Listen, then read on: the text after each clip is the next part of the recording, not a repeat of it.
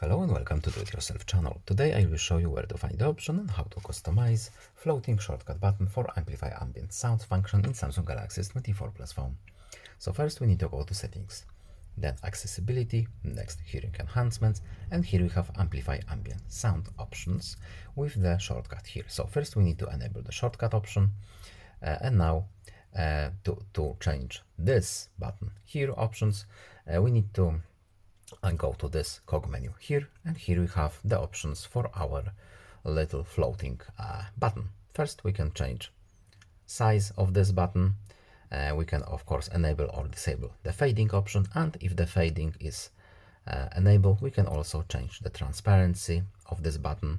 We can make it less transparent or more transparent if we want to, or we can turn it all off using this option at the top. And that's all. I hope this video is helpful to you. Please leave a like and subscribe. Have a nice day and see ya.